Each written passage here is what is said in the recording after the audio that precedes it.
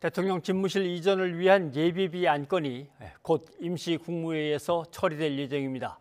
윤석열 당선인 측은 한덕수 총리 후보자 지명에 이어서 내각 구성 작업에도 속도를 내고 있습니다. 정치권의 이슈 김성환 시사평론가와 살펴보도록 하겠습니다. 어서 오십시오. 네, 안녕하세요. 예. 자, 집무실 이전을 위한 예비비의 심의. 청와대하고 당선인 측의 얘기를 한번 좀 들어보죠. 네. 대통령 집무실 이전을 위한 예비비 관련 정부 검토 결과를 보고받고 최대한 빨리 임시 국무회의를 열어 예비비를 조속히 처리하라고 지시했습니다. 실무적으로 시간이 좀 걸렸다고 들었습니다. 청와대, 즉 문재인 대통령과 윤석열 당선인의 만찬 이후에 큰 틀에서의 협조는 제대로 이루어지고 있다. 큰 우려 안 하셔도 될 것 같다고 생각합니다. 네, 결국 대통령은 집무실 이전 도와주자, 예비비 편성하는 문제 빨리 진행을 시켜라라고 얘기를 한 것 같습니다. 속도를 내는 배경은 어떻게 보십니까? 우리 속도는 상대적인 개념이라고 하잖아요. 상대적. 예. 문재인 대통령 입장에서는 빨리 처리한다고 처리해도 당선인 입장에서 바라볼 때는 너무 늦게 처리하는 것 같아. 더 빨리 해야 될 것 같아. 이렇게 생각하는 거거든요. 그러니까 저는 좀 두 가지 판단이 좀 깔려 있다고 생각하는데요. 첫째로는 성의 표시를 할 때가 됐다. 이겁니다. 그러니까 문재인 대통령하고 윤석열 당선인이 회동한 게 지난달 28일이었잖아요. 그러니까 지금 일주일 정도 시간이 지났거든요. 가시적인 어떤 합의를 구체적으로 한 건 아니지만 그래도 현재 대통령으로서 가장 큰 이슈라고 하는 게 집무실 이전 문제니까 거기에 따라서 좀 협조하는 모양새를 보여줘야 할 필요가 있지 않겠습니까? 그러니까 그런 점에 있어서 더 늦어지면 안 되겠다. 이런 점이 하나가 있을 것 같고요. 둘째로는 늦어지면 늦어질수록 부담은 커진다 이겁니다. 왜냐하면 지금 이 시점으로 따진다 하더라도 윤석열 당선인이 대통령으로 취임하는 거가 한 달 정도면 이제 취임을 하는 거잖아요. 그렇죠. 그런데 만약에 다음 주로 미뤄진다고 하면은 정말 시간이 얼마 안 남았어요. 그러니까 그때부터 리모델링한다 이런 얘기 나오기 시작하면 이건 문재인 대통령이 발목 잡았던 거 아니냐 이런 비판 여론이 또 일 수가 있거든요. 그러니까 이 시점에서 최대한 빨리 좀 처리하는 게 맞는 것 같다. 안보 공백이 없는 선에서 처리를 해주자. 이런 판단을 한 것이 아닐까 그렇게 생각합니다. 당선인 측에서 맨 처음 내는 것은 한 500억, 496억이니까 한 500억 잡고, 그다음에 이번에 올라간다고 하는 것은 360억이니까 차익이 좀 있습니다.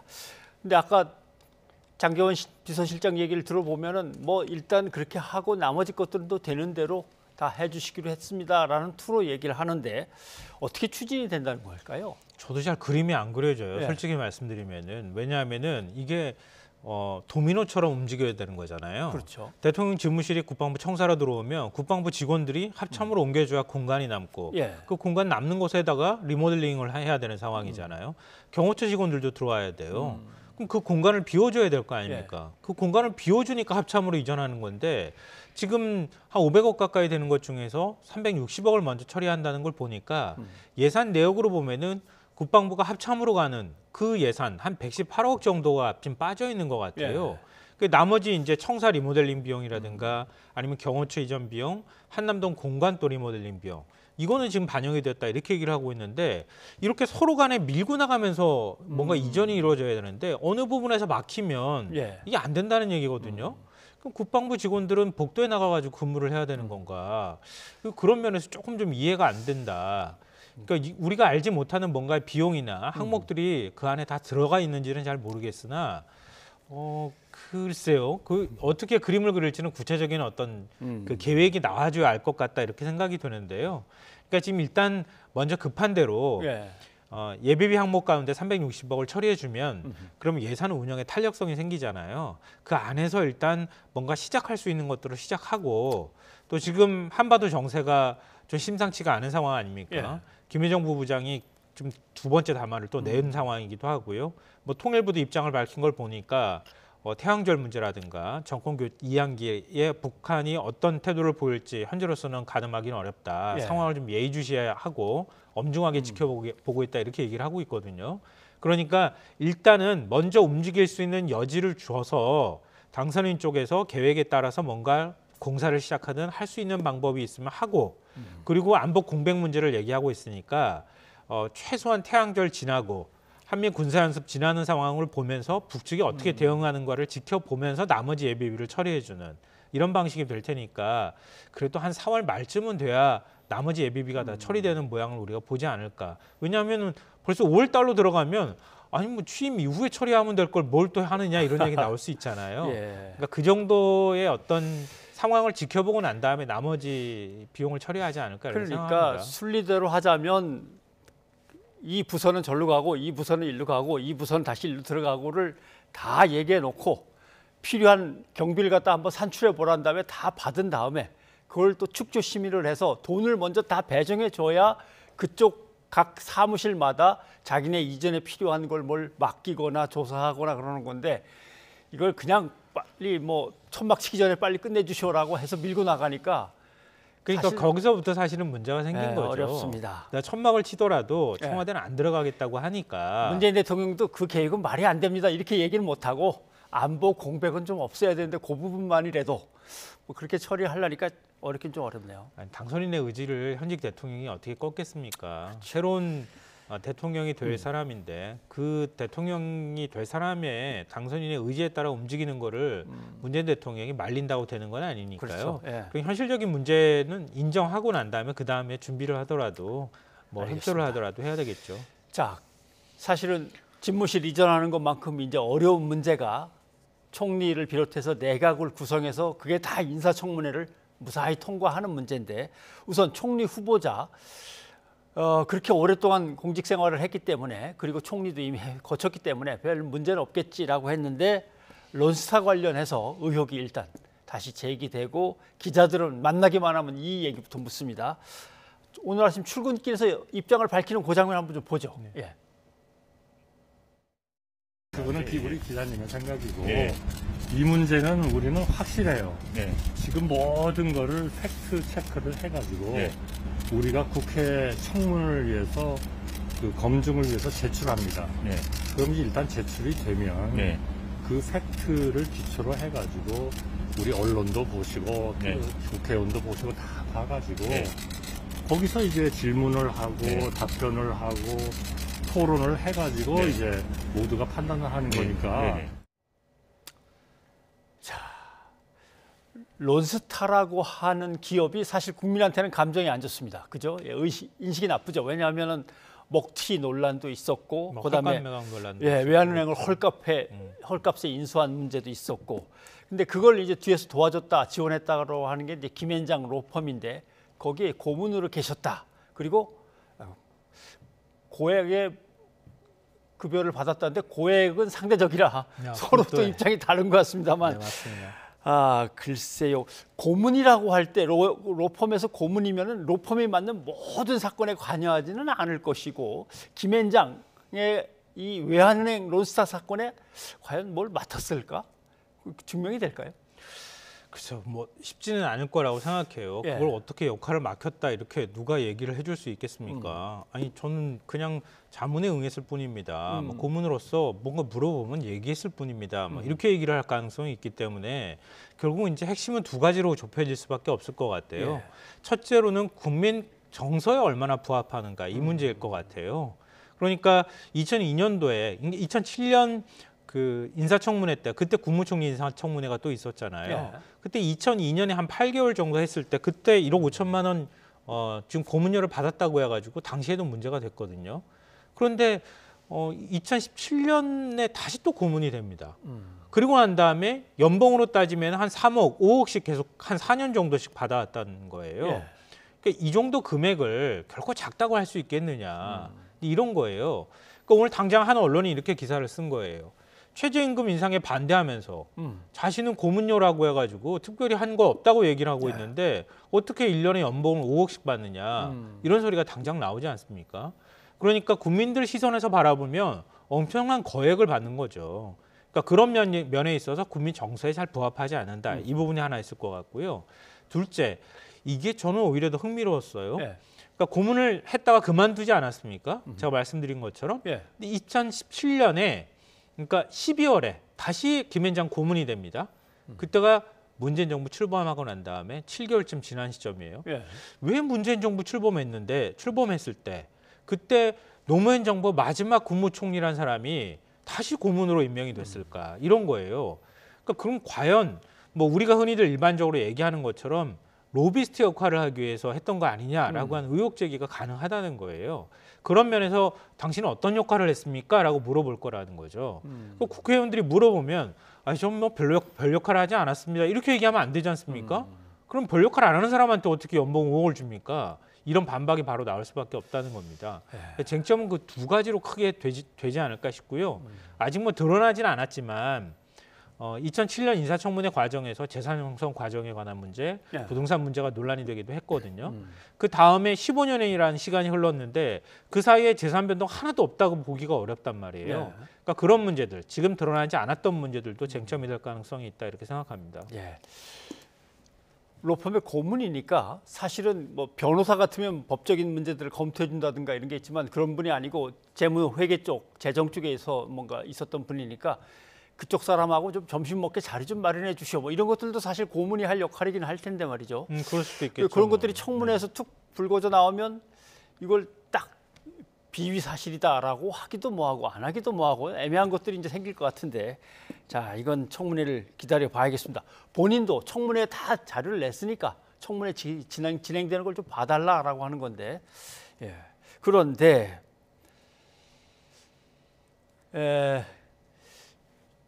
제일 관심이 가는 부분은 총리였지만 그 다음은 권력의 실세라고 흔히 얘기하는 대변인입니다. 비서실장. 이 비서실장 내정설에 대해서 장제원 의원한테 자꾸 비서실장 되시는 거 아니냐고 물어보는데 아니라고 딱 얘기를 하는데 한번 좀 들어보죠. 장제원 의원님 비서실장으로 매우 현역 의원인데 그건 전혀 근거 없는 얘기고 국민이 잘 모실 수 있는 아주 유능한 분을 잘 모시고 일을 하겠습니다. 자, 당선인 아닙니다. 장제원 비서실장 아닙니다. 다 선을 그었어요. 그래도 기자들은 장제원하고 그 이름을 자꾸 대내이는데 아니라고 치고 그럼 누가 물망에 오릅니까? 네, 다 아닌 것 같은데요. 물망에 그래요? 오르는 인사들도 정말 아까 리포트도 나왔지만 권영세 인수위 부위원장 얘기 나왔었잖아요. 고사했다 그러고 그다음에 원희룡 기획위원장 얘기 나오는데 다른 걸로 인사검증 받고 있다 이렇게 얘기를 하고 있거든요. 비서실장은 아니다 이렇게 얘기를 하고 있고요. 장성민 정무특보가 또 얘기가 되고 있는 것 같아요. 또 언론마다 이게 뭐 유력이다 이렇게 보도하는 것도 있기는 한데 과연 이게 자가발전을 통해서 나온 얘기인지 실제로 검토하고 있는 것인지는 잘 모르겠어요. 인사는 정말 아무도 모른다는 생각이 들고요. 그리고 경제형 비서실장을 찾고 있다 이렇게 또 얘기하고 있는데 경제 해박한 비서실장이 있어서 지금 한덕수 국무총리 후보자하고 같이 손발을 맞추면 좋지 않겠느냐 뭐 이런 멋진 그림이 나오는데 이것도 뭐 인수위 차원에서는 부인하고 있는 상황이다. 총리, 부총리 다 경제통인데 비서실장까지 그럴 필요가 있겠나 싶기도 한데. 그러니까 일반적으로 우리가 생각하는 비서실장의 역할은 대통령의 측근이 가는 거죠. 사실은. 대통령이 그만큼 믿을 만한 사람인 거고요. 그렇죠. 청와대 참모들을 총괄하는 자리잖아요. 그러니까 비서실장을 누구를 임명하느냐에 따라서 청와대 수석들의 위치가 달라지게 되고 어떤 사람을 임명하느냐도 또 달라지게 될 거고요.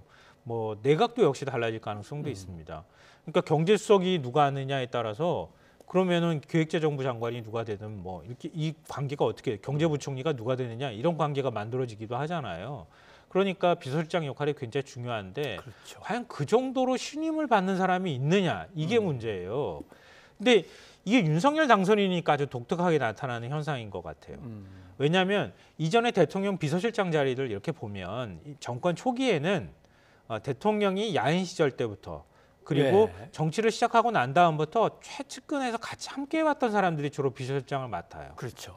같이 뭐 동고동락하고 고생도 다 하고 겪은 사람들인데 윤석열 당선인은 그냥 뭐 정치 들어와서 1년 만에 대통령이 돼버린 거예요. 그런 사람이 주변에 없다고 하는 거죠. 그래도 단둘이 있을 땐 대놓고 쓴소리도 해가면서 보필할 수 있는 사람이어야 되는데. 근데 그런 게 첫 번째 하나가 있고요. 그러니까 그런 사람이 지금 마땅치 않으니 새롭게 윤석열 당선인 주변에서 가장 가까웠던 사람을 꼽으라고 하면 지금은 결국은 장제원, 권성동 이렇게 꼽는데 한 명은 원내대표로 가잖아요. 후보로. 한 명은 지금 그러면은 어떻게 될 겁니까? 이렇게 기자들이 당연히 물어볼 수밖에 없는 거죠. 둘째로는 윤석열 당선인의 독특한 인사 스타일인 것 같아요. 그래서 제가 오늘 장제원 비서실장하고 이제 잘 안다고 하는 기자하고 잠깐 얘기를 했는데요. 비서실장 가는 거 아니냐 이렇게 얘기를 했더니 저는 안 갔으면 좋겠다고 얘기도 하고 그러는데 한 두 번 정도 더 붙잡으면 갈 것도 같아요. 이렇게 얘기를 하더라고요. 오라고 한 뭔가가 있었으니까 가고 싶지는 않은데 이런 말이 나오는 거 아닌가요? 말이 좀 애매한데. 그러니까 당선인이 믿는 사람은 믿는다는 거예요. 그러니까 주변에 믿을 만한 사람을 두기를 원하고 한번 믿으면 계속 그 사람을 쓰기를 원하는데 지금 당선인 주변에 그런 사람이 마땅치 않기 때문에 결국은 돌고 돌아 장제원 비서실장 쪽으로 가는 거 아니냐 이런 얘기가 나오는데요. 지금 뭐 당선인 얘기를 들어보니까 아닌 것 같은데 그러면 새롭게 윤석열이라고 하는 대통령의 최측근에서 보좌할 수 있는 정말 믿을 만한 사람을 과연 찾을 수 있을 것이냐. 여기에 뭐 장제원 비서실장이냐 아니냐가 판가름이 나지 않을까 그렇게 생각합니다. 자, 지방선거 얘기로 좀 넘어가 봐야겠습니다.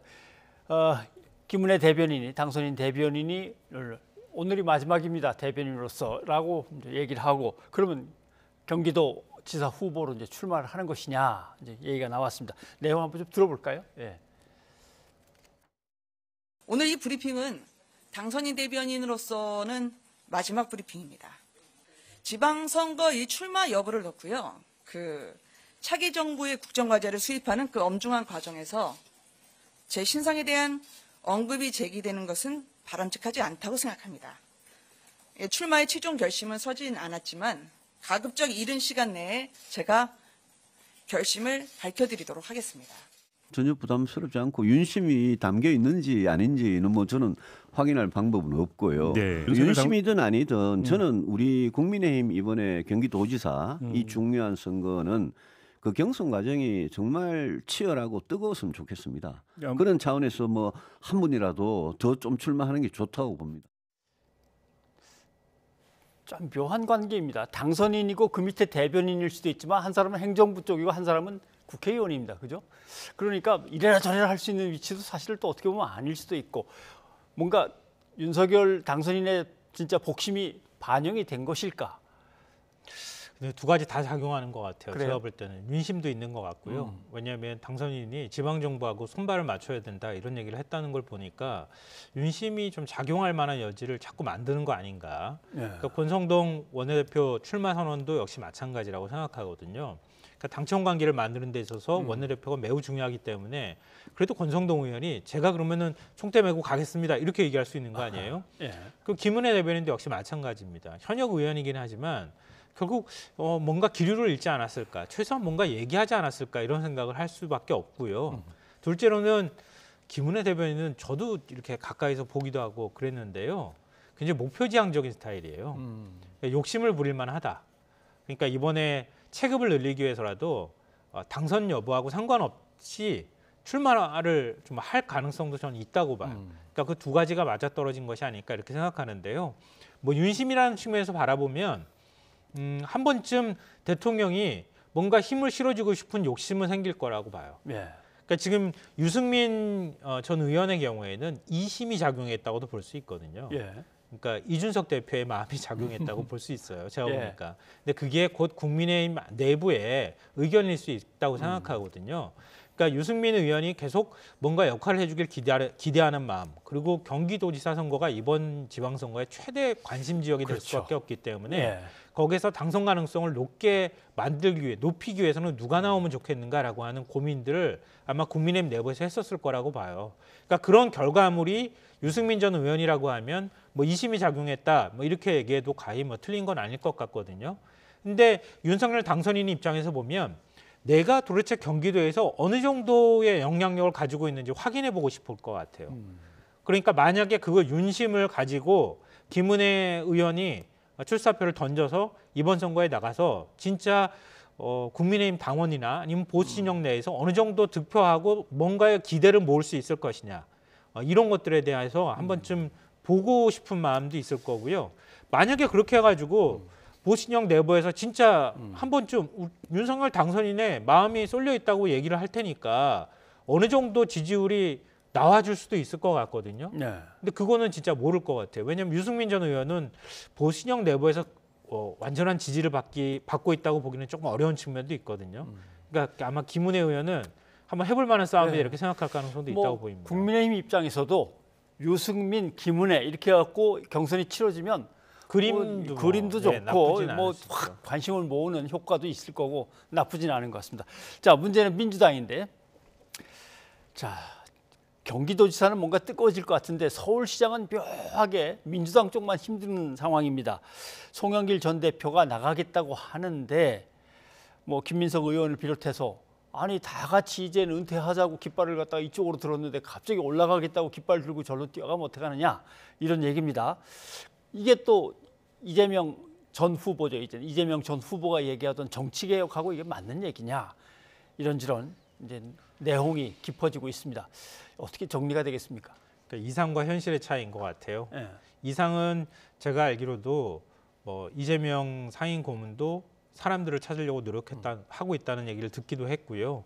그리고 찾을 수만 있다고 하면 새로운 어떤 정치개혁이라고 하는 이미지 그리고 세대 교체가 됐다고 생각할 만한 국민들의 눈높이에 어느 정도 부합하는 서울 시민의 눈높이에 부합할 만한 사람을 외부 인사로 찾고 싶은 마음은 아마 굴뚝 같을 거예요. 네.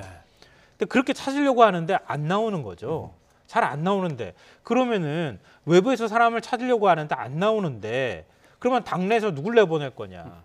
그만큼의 무게감이나 중량감이나 정치 경험이나 이런 있는 사람들을 찾기가 그렇게 쉬운 게 아니란 말이에요. 근데 그런 과정에서 송영길 전 대표가 이렇게 대놓고 저요 이렇게는 못하지만 자출을 자꾸 하고 있는 분위기를 조성하고 있는 거 아니겠습니까? 결국은 사실 출마 선언을 하고 있다고 해도 과언이 아니거든요. 그렇죠. 그러니까 그 사이에서 갈등이 지금 생기는 측면이 좀 있는 것 같아요. 그러니까 지금 서울시에 있는 의원들 입장에서는 새롭고 혁신적이고 참신성이 있는 사람이 누가 나와주면 지방선거를 승리로 이끄는데 도움을 줄 것 같은데 지난 이제 선거에서 패배한 책임이 있는 전직 당대표가 나온다고 하니까 좀 마뜩치 않은 분위기가 좀 있는 것 같아요. 그러니까 그런 좀 긴장 관계가 좀 있다가 마지막으로 최종적으로 뭐 후보가 결정되는 과정은 있을 것 같은데 다만 민주당에 조언하라고 한다면 그런 외부 인사를 찾는 노력을 멈추지 마라. 계속해서 서울시장 선거 그러면은 한 사람 나가고 말 겁니까? 그거 아니거든요. 그러니까 경선을 붙일 만한 사람을 계속 좀 찾는 과정이 필요하다. 그래서 민주당이 좀 변화하고 있다고 하는 상징성을 경기도지사든 서울시장 선거에든 좀 부여할 만한 그런 걸 좀 만들어야 이번 지방선거를 해볼 만한 싸움으로 만들 것이다 이렇게 생각합니다. 네, 알겠습니다. 오늘 여기까지 듣겠습니다. 김성환 평론가 고맙습니다.